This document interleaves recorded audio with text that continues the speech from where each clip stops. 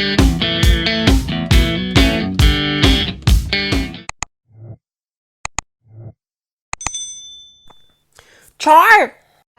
Hello mga kapabrayan, this is Bri, and you are watching again my short vlog. Our today's short episode. Today is Wednesday, yes, March 11, 2026 at 11 a.m. na po ng umaga dito sa Dubrovnik, Croatia.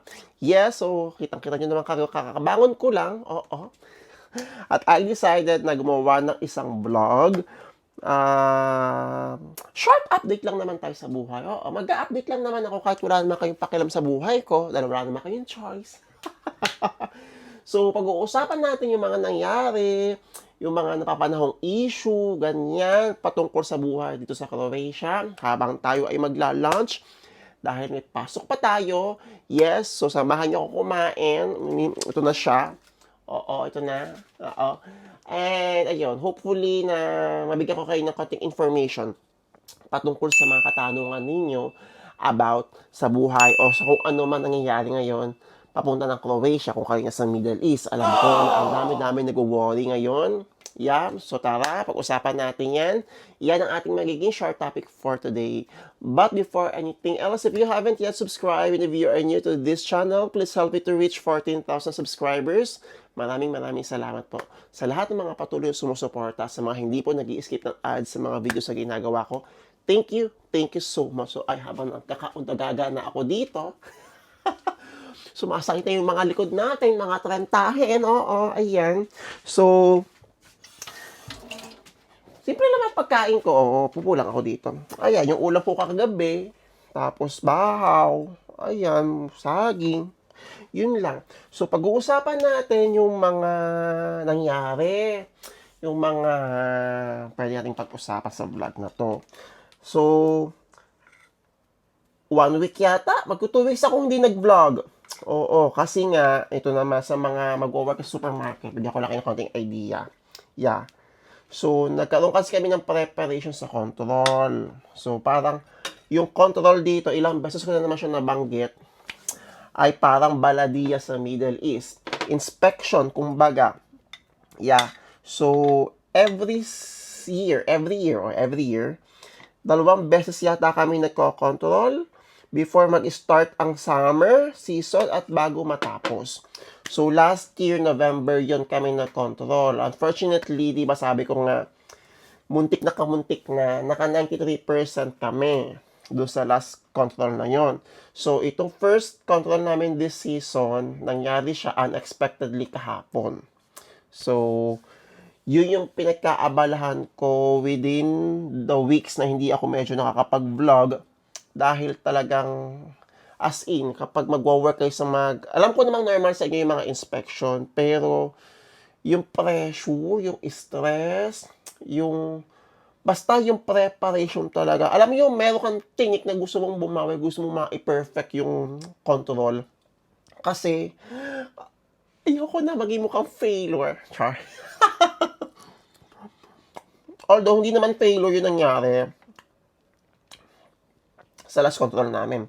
Kasi, pasado pa yung 93. Pero ako, gusto ko ng 100 kasi. Oo. So, yun. Talaga. Check nyo yung mga expired lahat. Kailangan plakado, walang expired. Yung mga presyo. Hindi lang basta-basta presyo yan.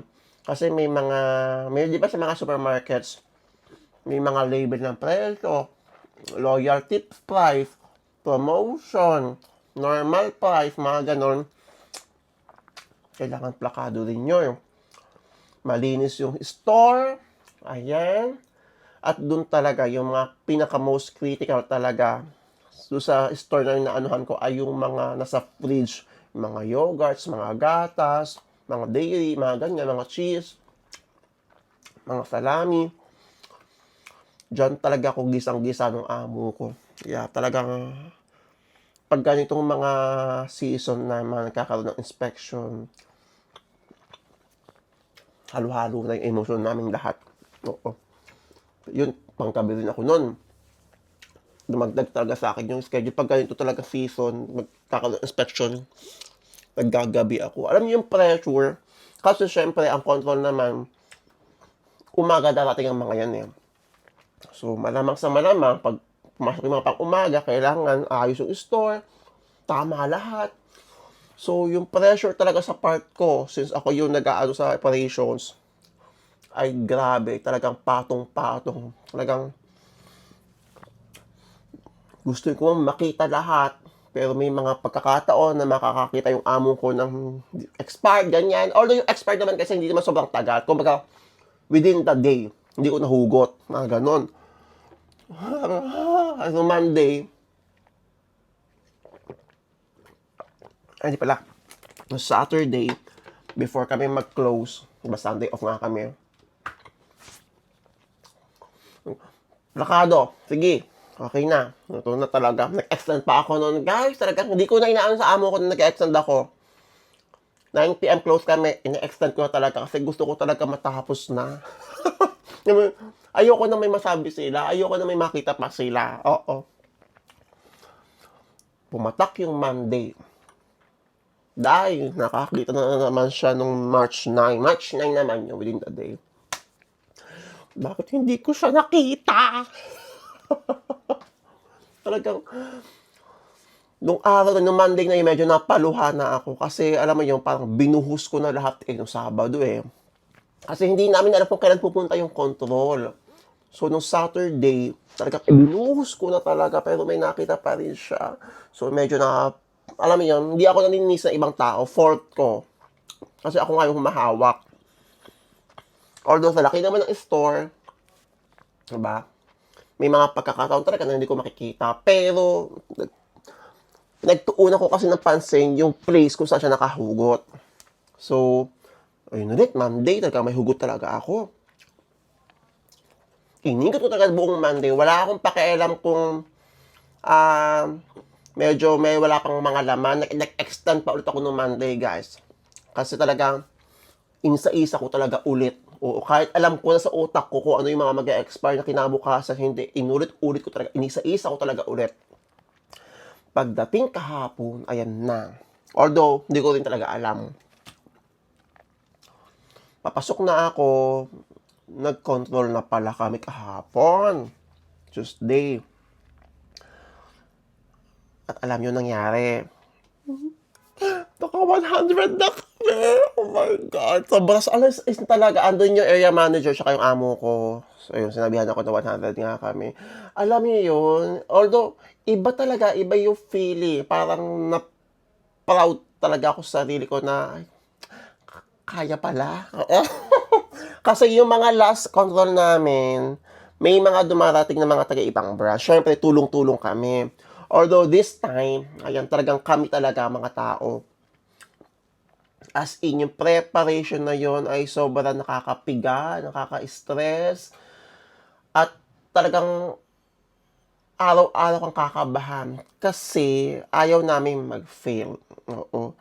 So, itong control na to from yesterday, naka 100% kami. Talagang sabi ko talaga, proud na proud ako na iraos ko talaga. So, ang dami nangyayari. But, naibsan yung iyak ko, yung lungkot ko, yung pressure ko, nung nalaman kong naka-perfect kami kahapon sa control. So, sa mga mag-work sa supermarket, kaya may mga ganyan din. Check nyo yung mga mag-expire sa mga gatas, sa mga fridge. Ayan.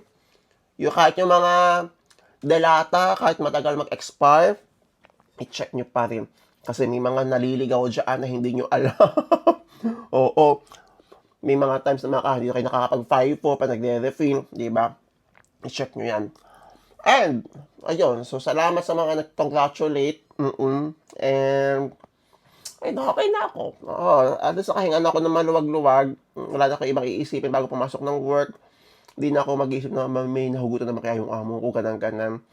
So, nairaos natin yung control. Congratulations to us. Pangalawa, ito. Punta tayo sa contract verification. I will tell you sa mga nagtatanong ng contract verification. Okay, so last year ata, meron silang 5 requirements. But ngayon, nag-inquire tayo. Ito. So, sa mga nag-cross country and direct at gusto mong pa-verify ng kontrata sa ating embassy, may mga plano kayo umuwi ng Pilipinas for vacation, di ba? Ito ang mga requirements na kailangan nyo ipasa. Number 1, employment contract. So, yung employment contract ninyo, kung hindi siya naka-English version, Google Translate will do. Pwede po ang Google Translate. Hindi nyo na kailangang ipanotarize. Google Translate lang. Pangalawa, visa or ang inyong TRC, back and forth. Yeah, importante yan. And your passport. Yun lang po ang requirements sa contract verification. So, mag-email kayo sa mwo_Croatia, at dmw.gov.ph. Ulitin ko, mwo_Austria.croatia@dmw.gov.ph. Mag-inquire kayo sa kanila about sa contract verification. They will send you the requirements with the link kung saan nyo po i-attach yung mga documents na hinihingi. And then, after that, after nyo ma-submit, they will reply back sa inyo, ayan, to inform you na i-verify na yung contract, okay na yung requirements. So, yung second email nila is about your payment ng 10 euros. Again, so magbibigay sila ng mga bank details sa inyo kung saan kayo magbabayad. And you will attach again sa panibagong link na ibibigay nila yung proof of payment. So, kapag naisa na ninyo ang proof of payment, ayan, they will send you your receipt and your certificate of verification. Ayun na, verified na kayo. So, kung magre-request kayo ng OEC, yeah, i-email nyo sila or magbibigay sila ng WhatsApp number to request. So, I think yun ay 30 days bago matapos yung bakasyon sa Pilipinas, bago kayo bumalik dito. Oo. So, yun. Yun lang. Ganun lang kabilis. Ganun. 10 euro ang payment. Oo. Ganun lang ka-easy. Salamat po again sa Embahada po ng Pilipinas sa Austria for, alam niyo, yung pagpapadali ng mga proseso para sa mga OFW, lalo na dito sa Croatia, na alam mo yung talagang busy-busy sa trabaho and online na lang, di ba? So, maraming salamat po. Sir Eric, maraming salamat po, sir, sa pag-accommodate ng mga inquiries ko. See you soon. Yeah. Char. Anyways, so short vlog lang naman to, ayokong pahabain. Ang daming nagme-message din sa atin about sa mga nangyayari ngayon. Alam ko guys na most of you ay nagwo-worry na sa mga nasa Middle East na may working permit na, hindi makapag-apply ng visas, di ba? Dahil sa mga nangyayari ngayong war. Oo. So, doon muna tayo sa mga nag-aantay ng working permit. Okay, nasa Middle East. Ha? Don't worry guys, kasi tuloy-tuloy naman po ang pagpaprocess ng mga working permits dito sa Croatia. Yeah, hindi kayo talagang matagal, oo, matagal. Dumagdag lang sa iisipin natin itong mga nangyayari sa Middle East ngayon kasi nga, nawawalan ng flight, nawalan ng operations ng flight, nawalan tayo ng, alam mo yun, lalo nawalan tayo ng, alam mo yun, parang hope, oo, pero huwag kayong mag-alala. Okay? Tuloy-tuloy po ang pagpaprocess, ang pag-release ng mga working permits. Pero, ayan, sa mga may mga working permits na at hindi makapag-apply ng visas, if I'm not mistaken kasi nagbumalik yata siguro yung mga taga-embassy, taga-VFS dito sa Croatia dahil nga sa mga nangyayari ngayon. Oo. But, yun po ay hindi na control ng gobyerno ng Croatia, ng VFS or ng embassy. Okay? Ipag-pray lang natin na humupa na, bumalik na sa normal yung mga flights, makapag-apply na kayo ng mga visas ninyo, mag-open ng embassy at VFS, okay? Huwag niyong sisihin ang agencies, ang inyong employers sa ganong sitwasyon. Wala pong ibang paraan kundi dyan kayo mag-apply ng visa. Okay? Mag-apply pa kayo sa ibang VFS, hindi pa pwede yun. Kasi kung nasaan kayo nakatira, doon dapat kayo mag-apply ng visa. Okay? Guys, lawakan nyo lang yung pag-unawa ninyo. Mag-pray lang talaga tayo na sana matapos na yung mga nangyayari. I know, naiintindihan ko po, para siyang pandemic ngayon. Sarado yung mga airport, tapos sobrang nag-worry na kayo kasi sarado yung mga VFS. Always remember guys na as long as na may contact kayo sa agency, tuloy-tuloy yung contact niyo sa mga employers ninyo. Ayan. At may contract po kayo kung hanggang kailan, di ba? Babalik din sa normal in time ng lahat. Makakapag-apply na kayo ng visa.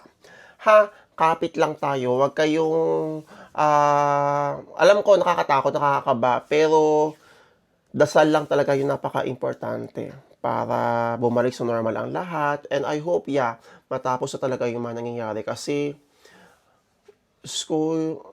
doon pa nga lang sa mga balitang oil, tumataas yung presyo ng mga gasolina. Grabe talaga. So, sa amin, sa Pilipinas, kaya gusto ko talaga matapos na rin para bumalik na sa normal ang lahat. And, ayun, makapag-apply na kayo ng mga visas ninyo. So, kapit lang tayo guys ha. Huwag kayo mawala ng pag-asa. Matatapos din itong mga nangyayari. Makakapunta kayo dito. So, yun lang guys. Short vlog lang naman to. Ilang minutes na ba itong vlog ko? For 16 minutes na. Grabe. Parang iba naman yan siya ngayon, Char. And sa mga nagtatanong kung kamusta ang panahon dito, yung reflect ngayon ng liwanag na ngayon nakikita ninyo ay mismo sa araw sa labas. Napaka-araw na po. And sweater na lang sinusuot ko. Din ako naka-winter jacket. Umiinit na. Malamig pa sa umaga at sa gabi. Pero mga tanghali, mainit Jackson, Janet Jackson. Okay, so hindi ko na patakahabaan tong vlog na to guys kasi papasok pa ako and ayun ko namang humaba itong vlog ko habang kumakain ako. Di na ako nakakain. So maraming salamat sa pagsama sa ating another vlog for today. If you have any more questions or suggestions, i-comment nyo lang. Malay nyo yan ang ating magiging next content sa ating channel. And sa mga nagtatanong, kung ano man gusto nyo itanong, i-comment nyo lang sa vlog na to.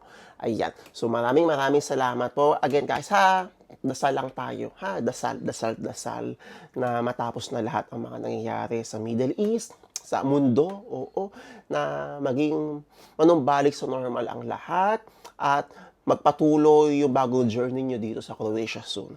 No, so yakap guys. Yakap na. So, thank you so much guys for watching and see you soon po dito sa Croatia. Ciao! Anong magagawa?